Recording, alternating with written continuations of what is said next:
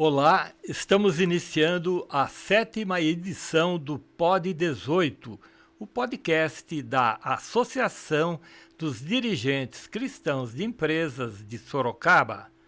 E nós damos as boas-vindas a vocês que nos acompanham pelo canal ADCE no YouTube e nas redes sociais.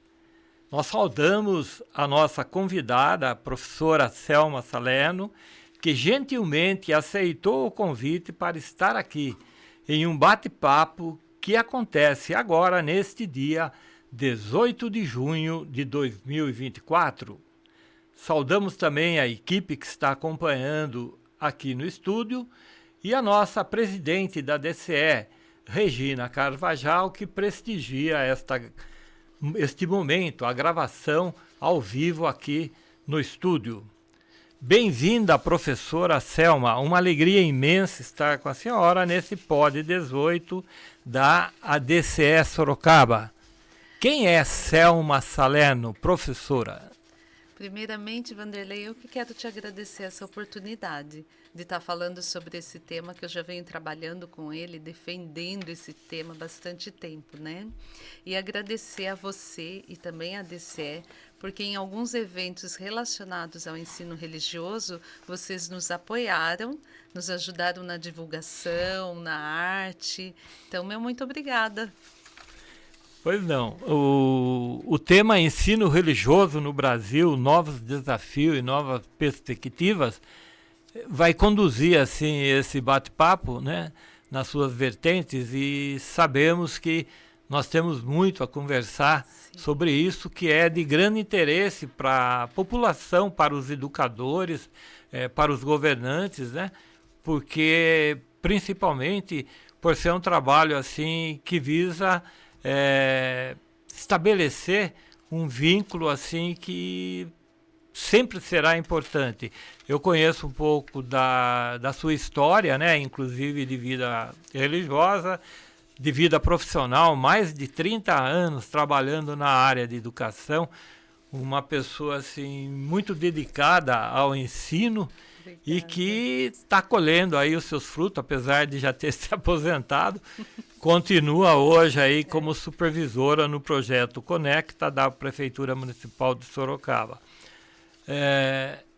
Selma, eu sei que a educação religiosa no Brasil, né, ela começou pouco depois da chegada dos portugueses no século XVI. E os pioneiros no Brasil foram os jesuítas, né, que chegaram aqui em 1549. E depois, lá no século XIX, no Império, o Brasil já como um Estado católico, né, e grande parte da educação em geral era de inteira responsabilidade da religião oficial do Estado, que era o catolicismo. Educava as novas gerações de acordo com os dogmas e a moral católica. Esse tipo de ensino, né, ele chegou a ser banido por um tempo, mas depois ele retornou, né, e é um tema que aparece em todas as constituições brasileiras desde 1934. Foi uma conquista particular assim da Igreja Católica, que sempre buscou restabelecer a educação religiosa nas escolas, né? E a CNBB, né, a Conferência Nacional dos Bispos do Brasil, lançou o documento 116, e eu gostaria que você falasse, então, sobre esse documento, que é o ensino religioso no Brasil, novos desafios e novas perspectivas. Então, você iniciou perguntando quem é a Selma. De fato, aposentada, mas eu fiz um mestrado e a minha pesquisa era sobre a aplicação do ensino religioso numa determinada escola aqui de Sorocaba.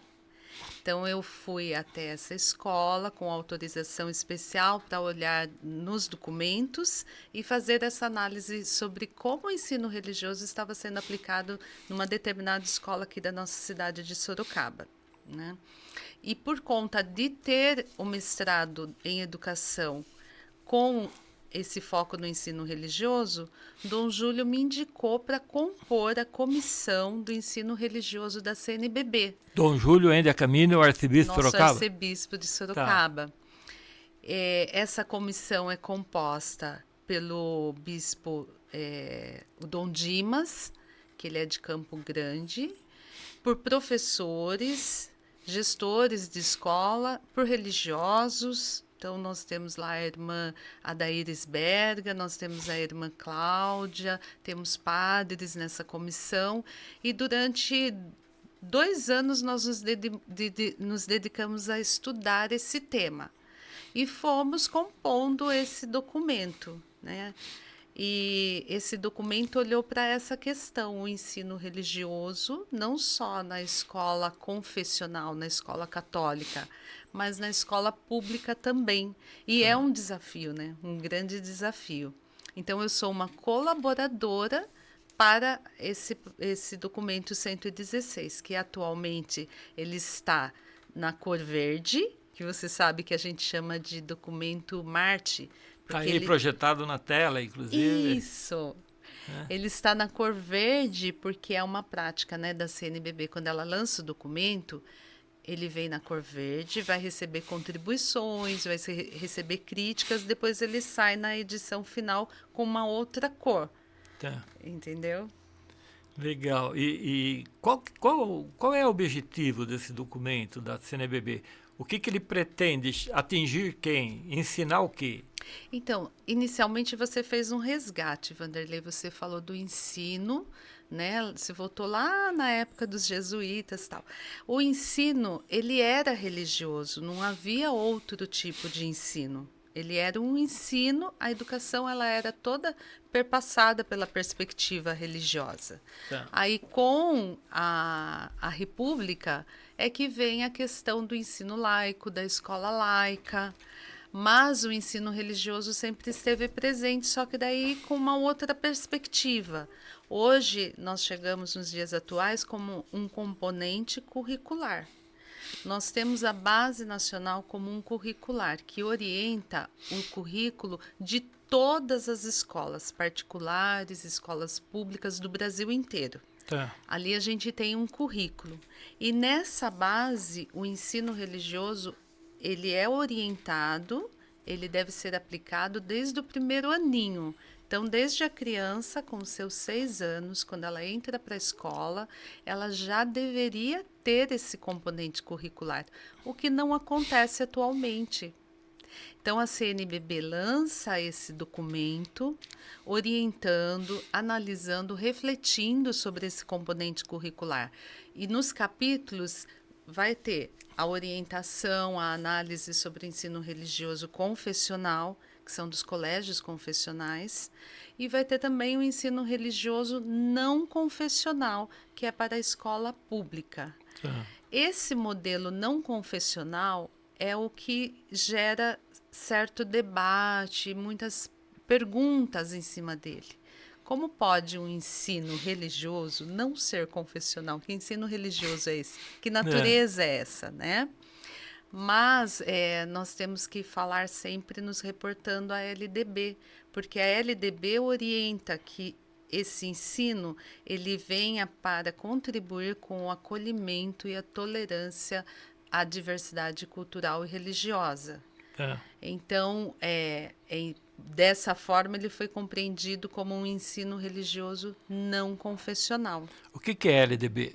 É a lei de diretrizes e bases da educação. Educação.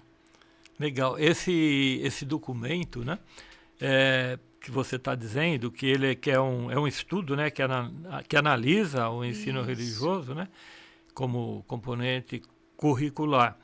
E diz, né, na sua essência, né, que ele leva em consideração, então, essa Base Nacional Comum Curricular e o Acordo Brasil-Santa Sé. O que é esse Acordo Brasil-Santa Sé? Onde que entra aqui a Santa Sé nesse acordo com o Brasil? É curioso, né? Esse acordo, Vanderlei, eu não tenho toda a propriedade para falar sobre ele, mas é um acordo para organizar, para disciplinar as relações do Estado com o Estado da Santa Sé. Tá. Ele foi assinado lá em Roma, em 2016, no governo Lula. Tá. Ele veio para estabelecer regras Tá. para essa relação. Tá. Mas ele aborda também o ensino religioso. Ele orienta Tá. que exista o ensino religioso em diálogo com todas as religiões. Veja, é um documento da Igreja Católica, mas no documento ele fala desse diálogo e do não proselitismo, que o ensino religioso deve ser ofertado para desenvolver nos alunos a solidariedade, a cidadania, valores, e não para trabalhar, desenvolver determinada doutrina. Não é essa a finalidade. Tá legal. E como que é essa abordagem dos professores, das professoras, né? Principalmente em escolas públicas, onde se ministra aula aos alunos de todas as religiões, filosofias? Como é que funciona isso? Num dos capítulos desse documento é dedicado à formação do professor de ensino religioso, porque atualmente não existe uma exigência legal com relação ao professor que vai ministrar essa aula. Não existe uma lei dizendo, olha, ele tem que ter a graduação em ciência da religião, ou ele tem que ter um curso de pós-graduação em ensino religioso. Então, quem acaba pegando essas aulas é o professor de história, é o professor de sociologia, é o professor de filosofia, e perde-se a especificidade do próprio componente curricular.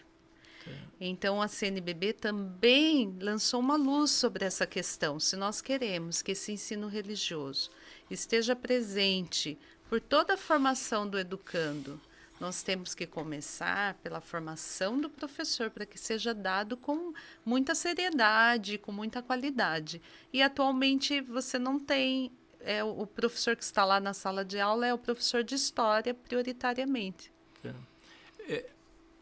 O que parece, né, Selma, pela comissão, pelo grupo que você falou, né, são pessoas ligadas ao catolicismo, à Igreja Sim. Católica, né, e numa sala de aula a maior diversidade possível de alunos, seja criança, seja jovens, seja o que for.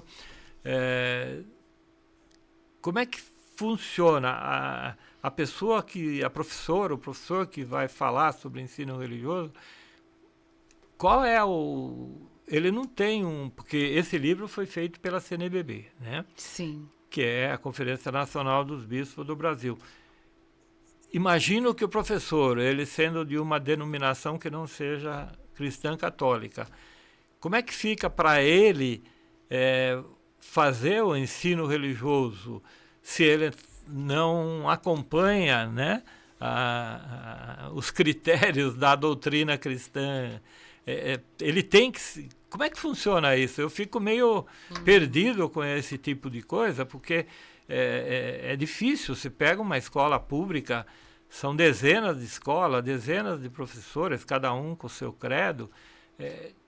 Você não vai ter professores especializados para falar sobre esse tema de ensino religioso.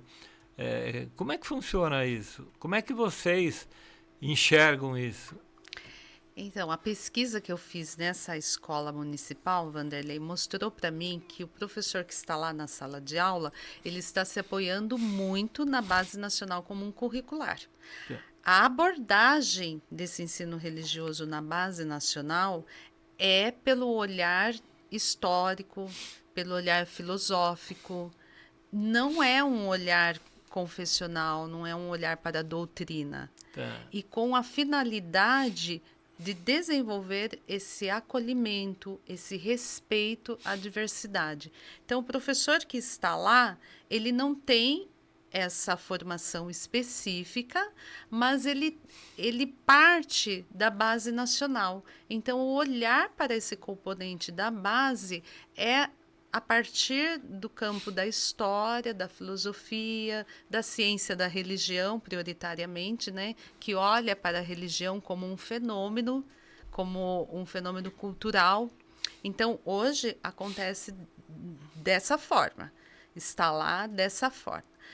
A minha grande luta, Vanderlei, que você vai me dar esse espaço aqui, você já me falou que eu posso, né, falar um pouquinho, Fale à né, vontade. ampliando um pouquinho, né, o contexto. A minha grande luta é que se o ensino religioso foi considerado um saber importante para a formação do estudante, e ele é orientado desde o primeiro ano, por que atualmente ele é ofertado na escola pública só no 9º ano?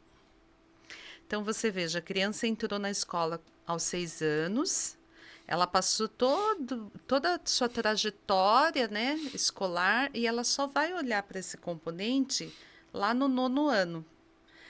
Porque aqui na cidade de Sorocaba, no estado de São Paulo, nós acompanha o parecer do Conselho Estadual de Educação, que orienta que o ensino religioso seja ofertado no 9º ano. Então, Sorocaba acompanha o parecer do Conselho Estadual, preferencialmente no 9º ano. Mas a Base Nacional já orienta desde o primeiro ano. Que é 6 anos? Quando a criança entra aos seus 6 anos. Tá. Então, eu venho conversando, estabelecendo esse diálogo com o sistema de ensino. Já nós temos um grupo de estudos sobre o ensino religioso. Esse grupo de estudos já se reuniu com o prefeito, com secretários da educação municipal. A gente vem falando, solicitando que se crie uma comissão para estudar o ensino religioso. A gente vem travando diálogos e reuniões para que, de fato, se implemente esse ensino religioso. Né? Principalmente porque, ao desenvolver a minha pesquisa, eu observei que o professor de ensino religioso ele está isolado numa ilha. Ele não tem assim muitos encontros, fóruns, seminários aqui em Sorocaba para ele participar e poder discutir e poder analisar as suas aulas, a transposição didática. Como você sabe, até a associação apoiou, nós fizemos, eu acredito que foi em 2018, o primeiro fórum de ensino religioso. Nós trouxemos pessoas de fora de Sorocaba, que são estudiosos, especialistas. Tivemos a presença também de um supervisor de ensino da rede municipal nesse fórum, palestrando sobre ensino religioso. No último dia 3 de maio, nós tivemos o primeiro seminário de ensino religioso da Pastoral Universitária. Ocorreu lá na Uniso, foi uma parceria com a Uniso. Estiveram presentes os estudantes da Uniso nesse seminário. E eu estive com o secretário da Educação, levei o convite assinado pelo arcebispo Dom Júlio, levei o convite em mãos para ele, para a assessora dele, que é a Parê. Ela é também a presidente do Conselho Municipal. Infelizmente, nós não tivemos a participação de nenhum representante da rede municipal de ensino. Também levei o convite assinado pelo Dom Júlio para o presidente da Comissão de Educação da Câmara dos Vereadores, mas infelizmente também não tivemos nenhum representante. Eu soube que no caso ali da Comissão de Educação, me parece que quase todos estavam afastados do problema da dengue, né? Tinham feito exames e tudo, então talvez seja esse o motivo. Mas a gente precisa que essas autoridades estejam presentes nesses eventos. E a gente vem convidando, sabe, Vanderlei? A gente vai, convida, fala para eles que a nossa abordagem é toda a partir da LDB. Então, nós não estamos falando em nome de uma instituição religiosa. É porque acredita-se que esse componente curricular, de fato, possa contribuir na formação humana do estudante. Mas, infelizmente, a participação das autoridades é quase assim zero, Porém, nesse último evento, eu saí de lá muito contente, porque os jovens universitários, a gente deu um espaço para eles falarem no seminário, e eles falaram: nós queremos ensino religioso. Nós queremos que os professores tenham na sua formação essa disciplina. E essa fala foi fantástica, Vanderlei, porque um dos jovens ainda falou: a gente percebe que os professores, eles próprios não sabem respeitar a religiosidade do aluno. Isso foi fala de uma estudante. Aí ela falou: se talvez todo professor, mesmo de matemática ou de geografia, de qualquer disciplina, tivesse lá na sua formação também um olhar para o ensino religioso, ia contribuir bastante também. Porque ele é o referencial. Se o próprio estudante está falando para a gente no seminário de ensino religioso que ele não se sente respeitado, e a gente sabe que isso está ocorrendo, né, Vanderlei? Atualmente isso ocorre, um desrespeito ao estudante que professa a sua fé. As instituições educacionais de A a Z, elas querem só a abordagem científica. Então, eles mesmos trouxeram essa fala, que eles não se sentem respeitados. E aí eu fiquei muito contente, porque eu falei: olha a consciência que eles têm, né? Eles querem que o professor de matemática, na sua formação, também tenha acesso a esse componente. E isso é de uma sabedoria, porque a atual política educacional, Vanderlei, ela fala que a educação tem a finalidade de formar integralmente o estudante. Quando você fala em formar integralmente, é porque a política educacional está olhando para o estudante no seu aspecto transcendental também. Não está olhando só para o seu cognitivo, para o seu intelectual, mas para o estudante num todo, um ser humano integral. Então, como que nós vamos deixar de fora esse aspecto?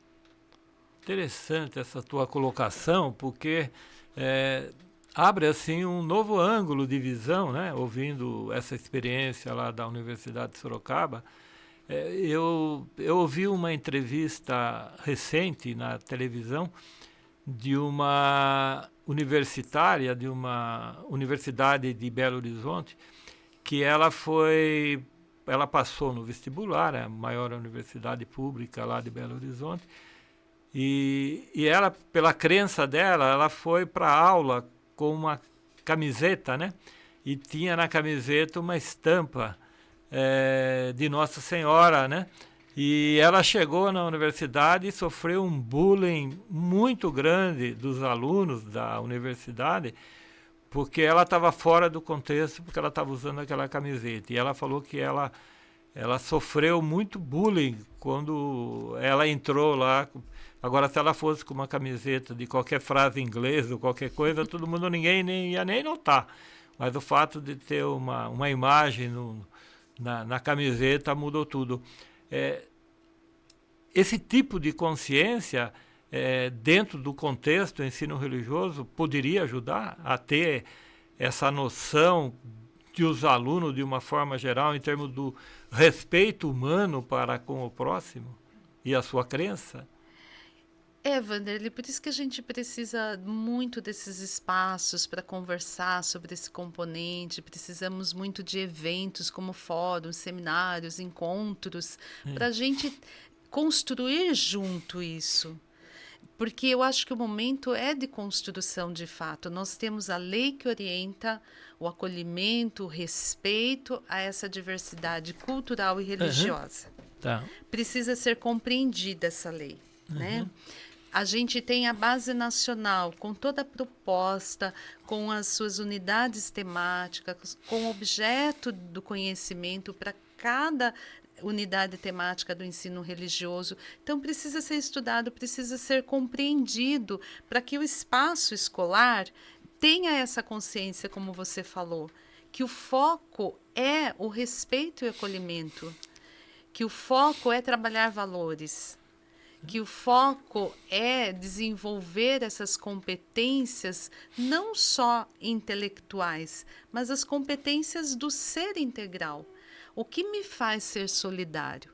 Aonde encontra-se essa dimensão que faz eu transcender do eu para o outro? Porque se existe isso, é passível de ser desenvolvido. Tá. Padre Leonel Franca fala que todas as habilidades do ser humano devem ser desenvolvidas. Santa Edith Stein, ela faz uma comparação.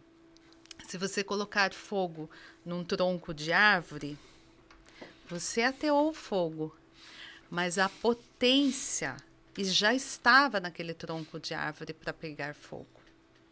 Então, os estudantes, em potência, eles já têm esses valores, eles já têm essa possibilidade de mudança de um estado. Eu estou assim, mas eu vou desenvolver, eu vou me aprimorar. Mas eu preciso do professor.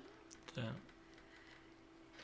Essa consciência é uma construção. Porém, o ensino religioso, eu acredito que esse talvez seja a principal barreira. Ele vem carregado sempre de preconceito. Ensino religioso, então vai ser o ensino católico. Vai ser o ensino tal. E não compreenderam que o ensino religioso está presente no currículo para atender à lei. E a lei fala desse ensino não confessional, ela fala desse acolhimento, desse respeito.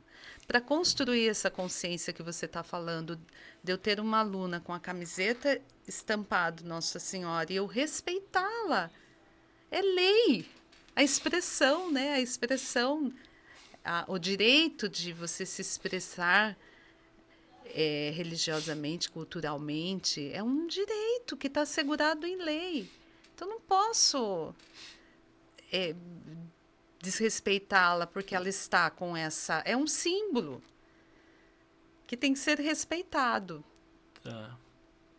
É interessante essa tua colocação, porque, sinceramente, eu acho que há um entendimento, quando fala ensino religioso no Brasil, como na capa do livro diz, né? A palavra ensino religioso, a palavra religioso, dá uma sensação que vai ensinar, vai fazer a cabeça dos alunos para uma crença. Exato. Né? É a mesma coisa que na política. Se o professor ele é partidário de um partido, ele abusa na hora da aula e vai querer doutrinar os alunos para aquele partido, para aquela ideologia dele política. E isso é super ruim, porque você não pode falar o que você tem, né, de ideologia para fazer isso.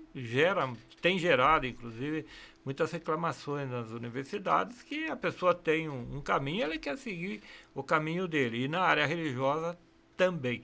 E vocês já pensaram, ou existe algum trabalho feito com os pais para que os pais possam interferir nas escolas, no caso, públicas, municipais ou estaduais, escolas particulares, né?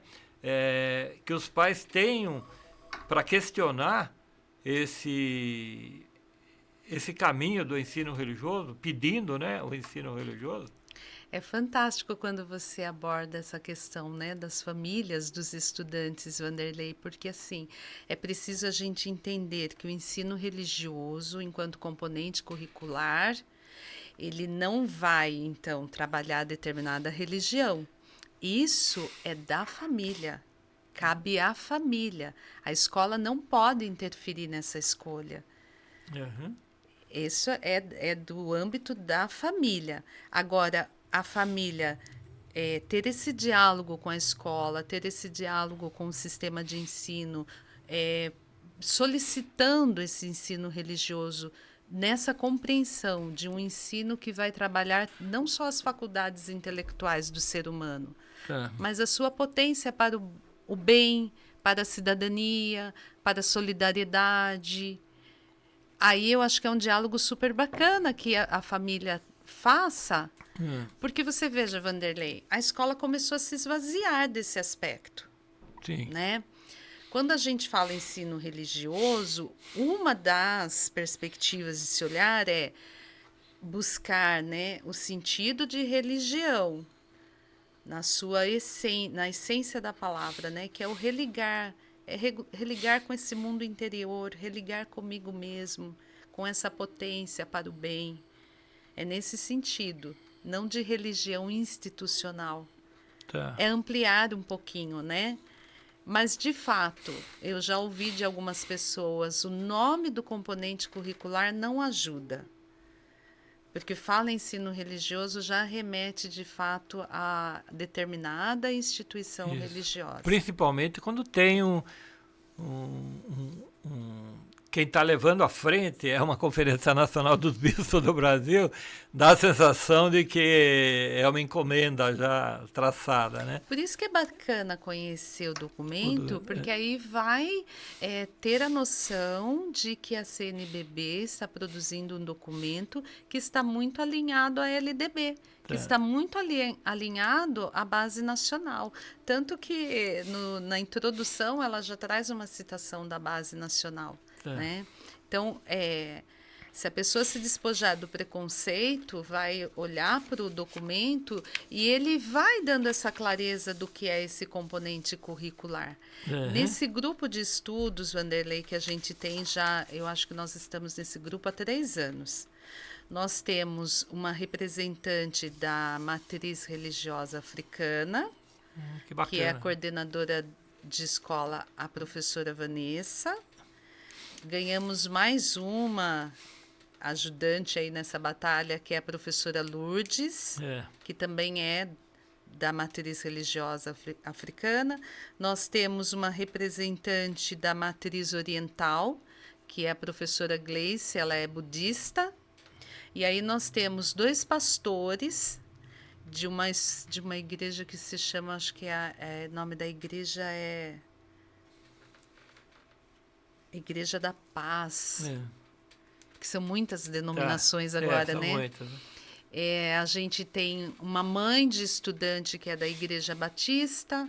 Então, essa diversidade está dentro desse próprio grupo de estudos. Porque quando nós começamos, a gente pensou assim, vamos vivenciar entre nós para ver se dá certo, se a gente consegue estudar esse ensino religioso nessa perspectiva, para a gente não falar uma coisa e não saber se dá certo. E Deus está dando super certo. A gente vem estudando o aspecto da formação do professor, a gente já teve cada componente apresentando a sua doutrina, o seu ritual, porque a proposta quando a gente conhece o diferente e a gente compreende o significado das coisas, você passa a respeitar. É um fenômeno que acontece naturalmente. Quando eu conheço, quando eu me aproximo, brota o respeito. E isso também é uma possibilidade do ensino religioso, eu acho que é uma das mais caras, que o estudante conheça o diferente. Que ele saiba que o aluninho dele, que vem na sexta-feira com alguma coisa assim, com as contas, né, que é lá da religião africana, tem um porquê para ele, tem um sentido caro aquilo. Então eu tenho que respeitar, né, respeitar o templo, porque hoje a gente tem aí, né, Vanderlei, tanta notícia de templo que foi depredado, assaltado, né? A Igreja Católica já teve várias paróquias onde foram assaltados, até o sacrário, né? Então, o respeito ao templo, o respeito à expressão religiosa do outro. O Brasil vem de uma cultura religiosa, né, por natureza, até fundada lá pelos jesuítas, e você tem informação de como que é o ensino religioso em algum outro país, na Europa ou na América do Sul? Como que funciona o ensino religioso em outro país que você saiba? Desculpa, Vanderlei, eu não estudei, não me dediquei ainda a esse olhar mais amplo fora do Brasil. Eu olhei de uma forma bem breve também aqui no Brasil. O que que a gente tem no Brasil? Ensino religioso, por exemplo, lá no sul, em Santa Catarina. Lá é o ensino religioso tranquilo, na escola pública, desde o primeiro aninho, atendendo a LDB, atendendo a base nacional. Muito tranquilamente acontece isso. Tá. Nós temos no Rio de Janeiro, ensino religioso acontece na cidade de Petrópolis como projeto de valores. Inclusive, na última conversa que eu tive com o secretário da Educação, que foi recente, foi quando fomos levar o convite para ele participar do seminário do ensino religioso, eu ainda comentei com ele, eu falei, secretário, vale a pena Sorocaba conhecer a aplicação do ensino religioso em outros estados, em outras cidades, em Minas Gerais, onde o ensino religioso já acontece, onde tem inclusive escolas espíritas de ensino fundamental, para a gente conhecer essas experiências, né, e poder tirar algo de bom dessas experiências que contribua para que aqui Sorocaba também possa desenvolver talvez um projeto, se não formos começar com o ensino religioso desde o primeiro aninho enquanto disciplina semanal, né? Talvez começasse com um projeto de valores. Como você mesmo lembrou, né? São 30 anos na educação. Quando eu comecei, a gente tinha um projeto que chamava-se Deus na Escola. Então, o professor recebia a apostilinha, as crianças recebiam a apostilinha e ali a gente ia trabalhando respeito, amizade, vinha as atividades para as crianças desenvolverem. Depois, na década de 90, final de 90, a gente teve um outro projeto que chamava-se Amigos do Zip. Também trabalhava valores. Era a historinha de um bicho-pau, mas dessa historinha disparava a reflexão sobre as emoções, como a criança lidar com as emoções. Porque o que a gente vê atualmente, Vanderlei, nós não estamos sabendo lidar com as nossas emoções. Nós só queremos estar felizes. Nós não compreendemos que o sofrimento, que a tristeza pode nos trazer um ensinamento, que pode nos fortalecer, nos preparar para a vida de fato, porque a vida não é o que a gente está vendo nas redes sociais, né? Verdade. E as maiores aprendizagens nós tiramos dos momentos mais desafiadores, dos momentos mais difíceis. Mas isso também é algo para se desenvolver no estudante, para se desenvolver no ser humano. Então, eu vejo no ensino religioso muitas possibilidades. Uma das unidades temáticas é o autoconhecimento. Só que na base nacional ele foi visto de uma forma muito superficial. Eu entendo que esse autoconhecimento é assim, é essencial. Primeiro para o professor, porque se eu não conheço o ser humano, como é que eu vou aprimorá-lo? Se eu não sei aonde ele pode desenvolver, você entende? É até difícil a gente conseguir assim traduzir em palavras uma possibilidade tão linda desse autoconhecimento, né? Bate muito com a filosofia própria da ADCE, porque a ADCE, como Associação de Dirigentes Cristãos de Empresa, ela busca valorizar o homem através da ética e tal. E o trabalho que a ADCE busca fazer, que não é confessional, apesar de ter uma origem cristã católica, mas ele não é confessional, aberto a todas as pessoas, a todas as lideranças cristãs, né? E o trabalho da ADCE, através de palestras, de podcast, de esse trabalho todo de comunicação, né? O trabalho de toda a diretoria junto aos associados, bate muito com... tem muito a ver com esse esforço que vocês têm com o ensino religioso, porque, na verdade, visa a formação do ser humano, né? Para que o ser humano seja um ser humano do bem, seja um ser humano melhor, ele seja um profissional, um pai, um filho, né? Que tenha essa tendência a buscar o bem, né? Eu acho que bate muito com isso. E se futuramente essas crianças de 6, 9, 10, 12 jovens, eles forem educados dentro desses conceitos, certamente nós vamos ter lideranças nas empresas com outro pensamento que não aquele que seja o de valorizar a vida, valorizar esse dom que ele tem, quem está lá para trabalhar, né? Exato. E não valorizar a máquina. Você anteriormente me perguntou a respeito do ensino religioso em outros países. Eu não sei falar sobre isso, mas eu estive recentemente na Bet Educar, não sei se você ouviu falar. Não. É uma grande feira que ocorre lá em São Paulo e ela traz a tecnologia educacional. Tá. É uma feira maravilhosa, Vanderlei. E olha, de A a Z, de ponta a ponta, todas as instituições, todas as empresas que vendem tecnologia e vendem formação de professor, vende cursos, vende material didático, todos abordavam o socioemocional.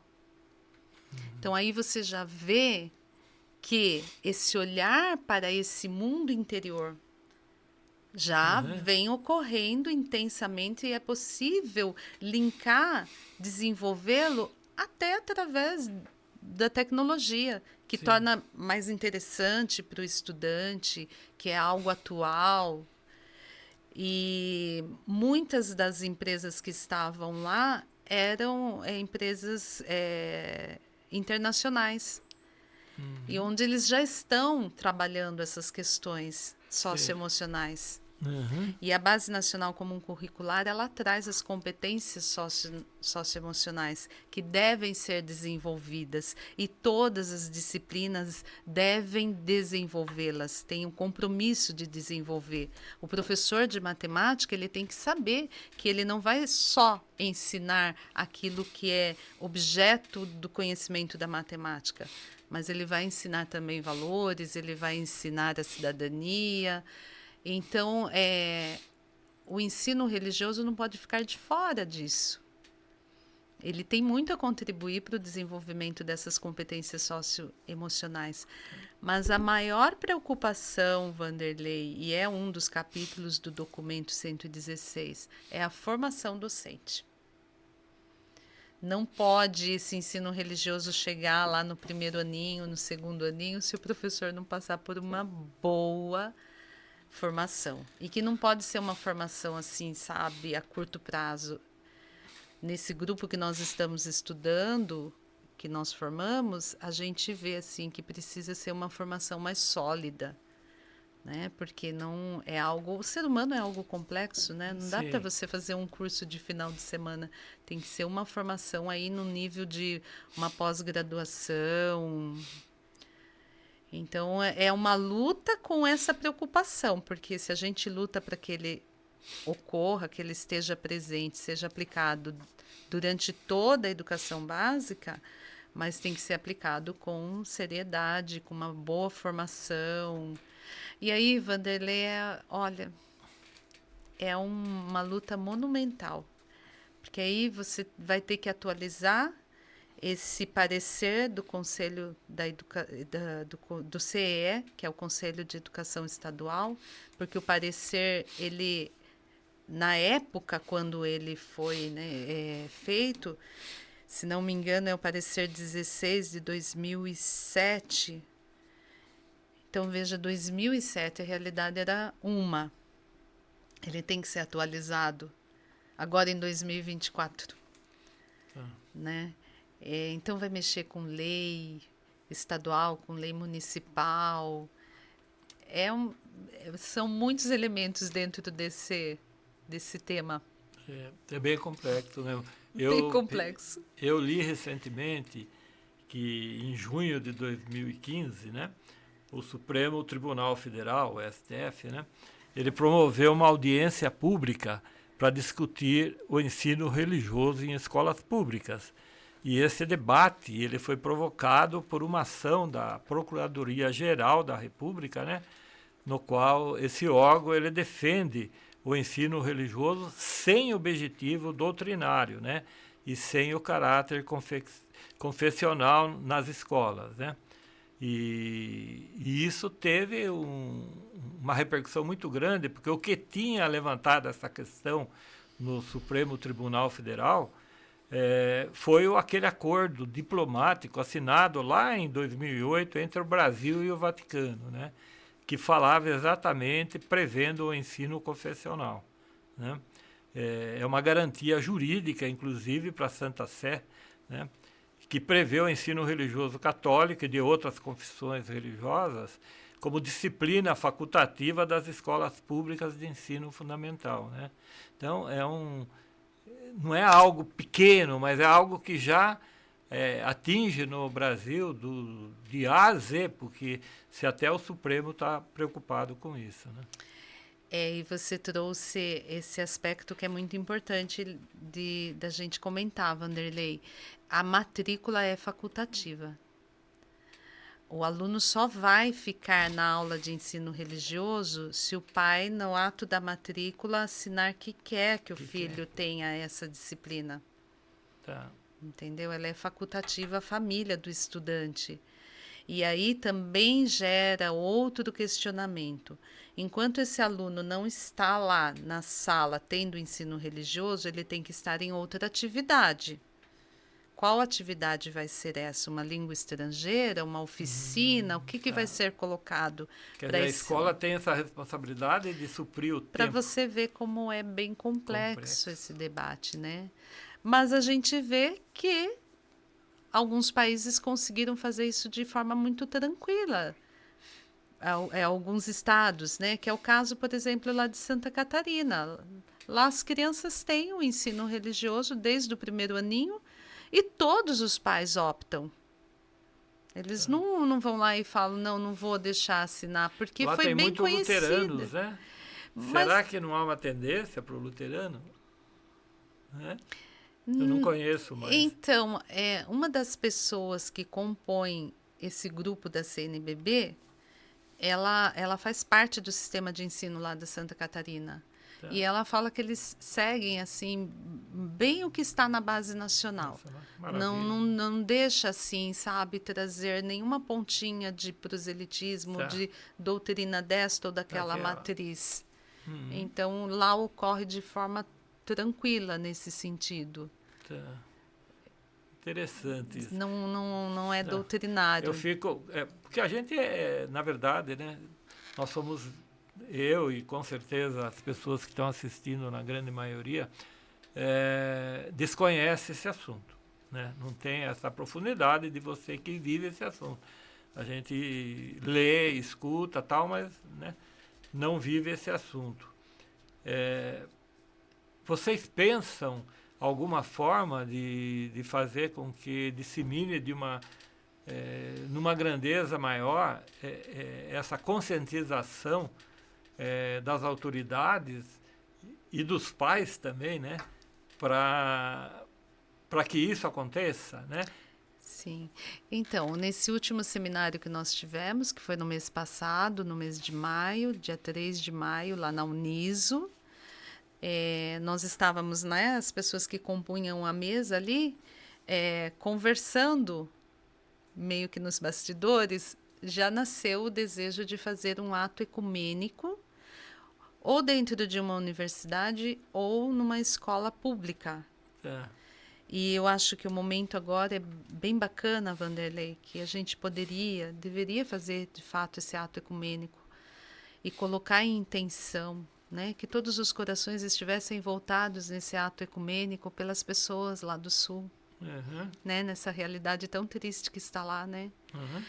Então a gente gostaria, até não sei se algum diretor de escola, gestor de escola, nos desse esse espaço de fazer esse ato ecumênico eu acho que a gente já estaria olhando para essa questão do ensino religioso e, ao mesmo tempo, estaríamos fazendo algo tão importante, né? Nos unindo para orar, cada um dentro da sua crença, mas com o mesmo objetivo, com o mesmo desejo, né? De que aquelas pessoas assim tenham seu sofrimento amenizado, encontrem consolo num momento tão difícil, né? Então eu acho que assim é um momento super bacana para a gente fazer esse ato ecumênico e intenção dessas pessoas lá do Sul. Porque isso é o bacana, né, Vanderlei? É a gente se unir, porque nós temos muito mais coisas boas que nos unem do que as que nos dividem, né? E é com esse olhar de nos unir naquilo que de fato nos aproxima. Esse é o olhar que a gente tem para toda essa questão, né? É muita divisão, né, Vanderlei? muita divisão. É muita divisão. A gente precisava tirar essas camisas de time, né? Eu sou desse time aqui, então eu não posso sentar lá na outra arquibancada, sabe? Parar de ter lado, vamos ter o lado do bem, vamos ter o lado da criança que está lá na escola. Porque, Vanderlei, cansei de ver crianças pequenas, viu? Precoces, que já cortam o bracinho. E aí vão com blusa de frio para a escola, para o professor não ver.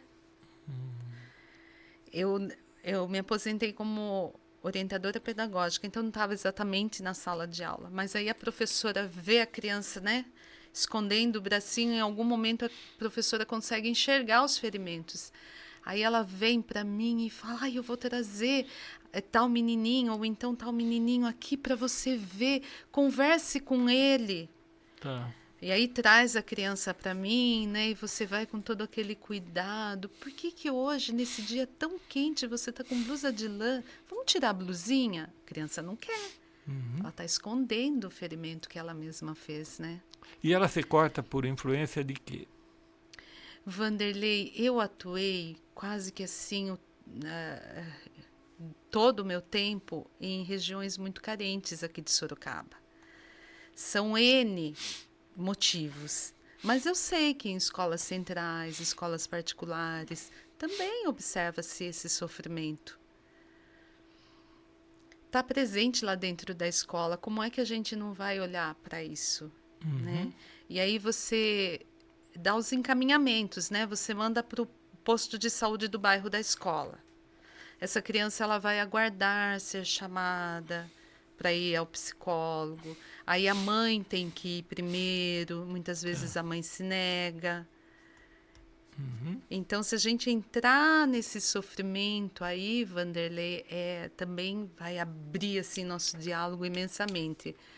Mas eu acredito que uma boa formação do professor, olhando também, né, para essas questões, vai ter que olhar para isso também, porque o professor, a gente não sai da faculdade preparado para lidar com isso. Né? Nós, pais, não somos preparados para... Né? E tem tantos pais lidando com isso, né? Com o seu filho, de repente, ele percebe que também automutilação, né? Que os psicólogos falam. Então, tudo isso está presente lá na escola. Um projeto, eu penso assim, Vanderlei, se a gente não conseguir implementar o ensino religioso nesse momento, de acordo com a base, desde o primeiro aninho, mas se a gente conseguir fazer um projeto, sabe, um projeto que olhe para essas questões socioemocionais, trazendo... Eu já tenho um grupo onde nós temos profissionais da área da saúde junto com um profissional da área da educação. Eu já venho estudando com esses profissionais. Inclusive, você até conhece o Sérgio Holtz, da São Carlos Borromeu. Conhece? Conheço. Nós nos encontramos na Cúria, você o conhece.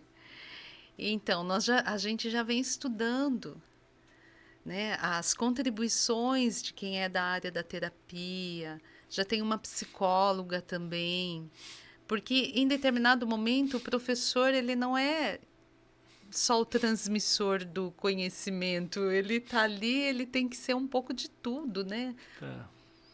Porque esse ser humano integral está lá, esse ser humano que traz toda essa complexidade está lá. E tudo isso acaba impactando na aprendizagem, né?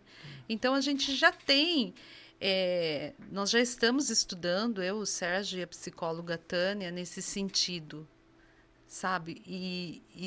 Desse diálogo já nasceu um projeto. Tá. Nós já temos um projeto. O que é o projeto? Então, a gente já tem, assim, vários conteúdos dentro do projeto, né? Fazendo uma relação com o Educar para os Direitos Humanos, que isso também é algo que o sistema vai ter que implantar na formação dos estudantes, que é Educar para os Direitos Humanos. Aí a gente faz um link com esse Educar para os Direitos Humanos e a gente faz um link com o desenvolvimento das competências socioemocionais. Que uma dessas competências é o autocuidado. Como eu cuido de mim? Tá. Entendeu? Então, a gente já vem olhando para tudo isso. Se o ensino religioso não chegar como componente, mas chegar como um projeto que vai olhar para esse ser integral, também é uma grande contribuição.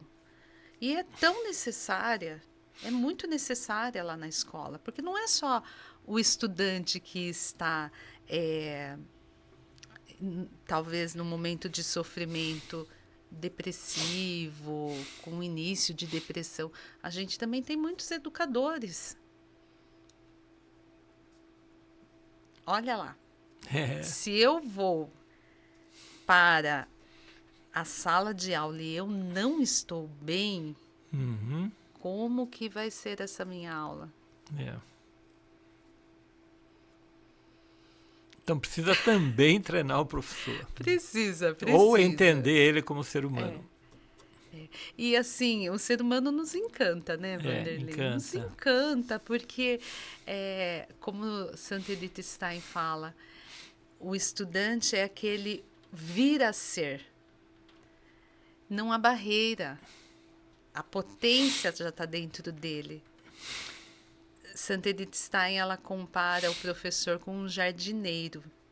A sementinha daquela rosa linda já está a potência de ser rosa linda naquela sementinha.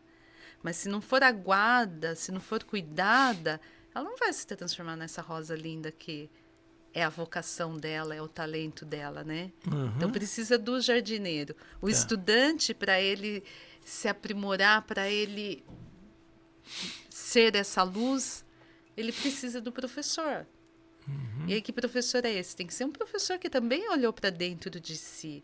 Um professor que também cuidou de si integralmente.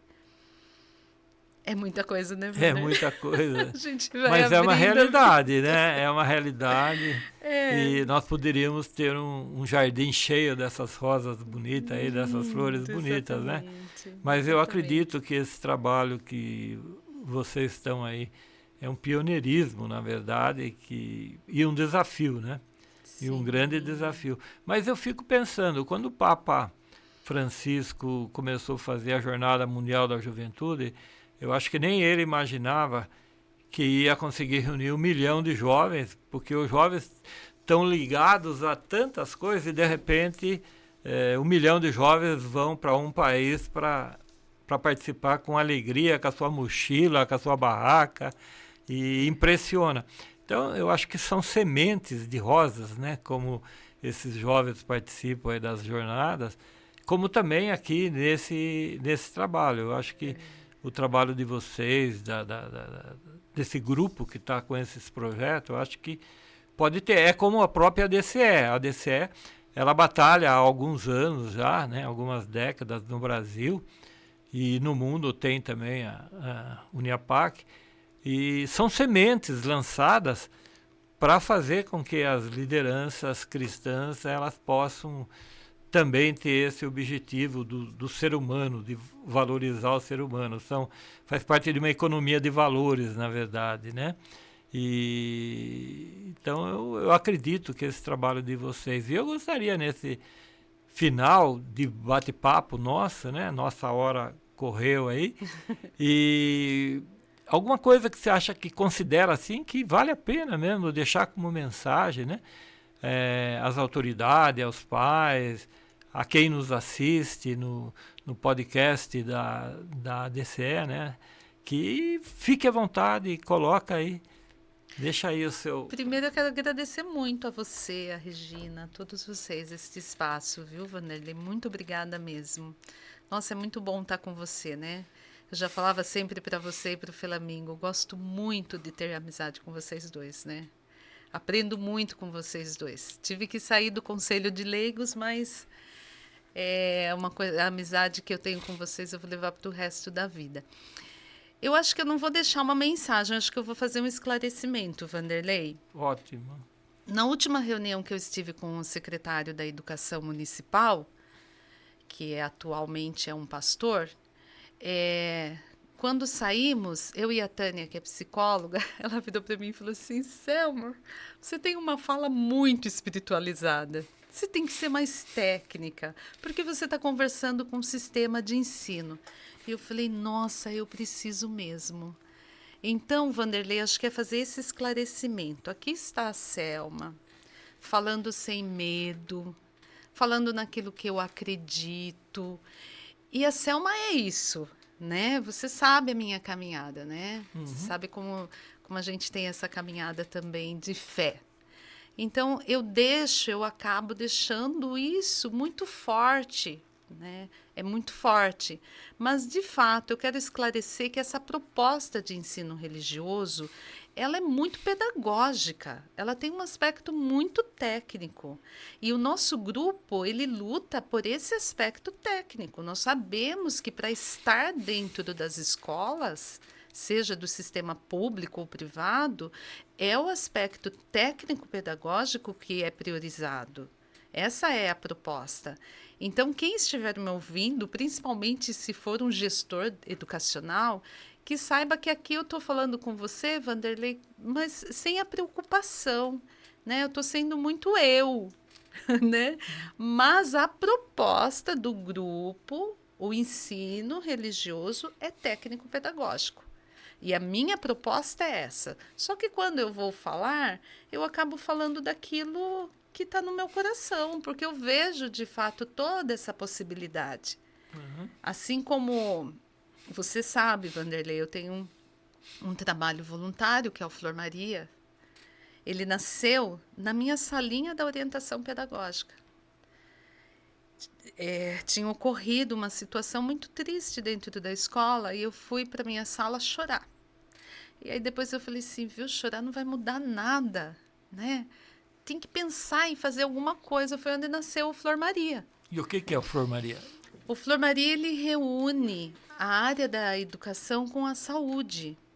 E aí eu vou mesmo e bato na porta da psicóloga, na porta da fono e falo, olha, eu tenho uma criança que a mãe não pode pagar fono. Você poderia atender uma vez por semana?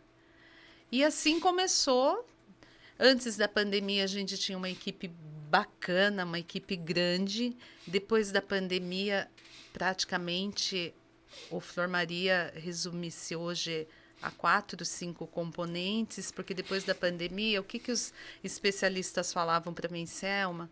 Eu perdi muito paciente, eu não estou conseguindo pagar o aluguel do consultório, e eu acabei perdendo essa equipe que eu tinha. Então, hoje, a gente está com uma equipe bem reduzida, mas o Flor Maria está vivo, né? Então, essa minha fala é muito disso, sabe? Muito de ter visto também o que está dentro da escola. Tem coisas maravilhosas, né? Por exemplo, esse contato que eu tive com os jovens no seminário e ouvir os jovens falando, nós queremos o ensino religioso, eu saí de lá com uma energia. Falei, nossa, eu tenho que continuar lutando por isso, né? Porque eu vi deles. Então, tem muita coisa linda, muita coisa boa dentro da escola, mas também tem coisas que a gente pode contribuir, né? Bacana. Vamos propor para a Regina Carvajal, presidente da DCE, para que no próximo fórum da DCE, um dos temas a serem tratados seja o ensino religioso. Tá bom? Maravilha. Então, tá bom. Eu agradeço muito a sua participação. Eu queria, ao encerrar este podcast, o Pod 18 do mês de junho, agradecer a presença da nossa presidente, a Regina, que está prestigiando aqui esta conversa e bate-papo, né? Agradecer a Selma, a equipe aqui da produtora e convidar aí as pessoas que estão assistindo a dar o seu like, a se inscrever no canal ADCE Sorocaba do YouTube, né? E conhecer a DCE, venha se associar à DCE, participar da DCE. Nós somos um grupo de pessoas interessadas, né? Em buscar esse caminho aí que no fundo, a Selma dentro do aspecto da educação e a DCE no aspecto de levar para as lideranças também esse conceito de valores que é a nossa meta, né? Então, sintam-se em casa, entre em contato com a DCE, nós temos o nosso e-mail, adcesorocaba@gmail.com, e nós temos aí a realização de eventos, de palestra, fóruns, e estamos abertos a fazer aí um bate-papo, um encontro com todos vocês. E você também se sinta à vontade, a hora que você quiser, será o maior prazer em recebê-la na DCE e participar conosco desse grupo que nós temos grandes objetivos, como você também tem. Somando forças, né, a gente chega muito mais fácil, tá bom? Obrigado a todos e até o próximo podcast.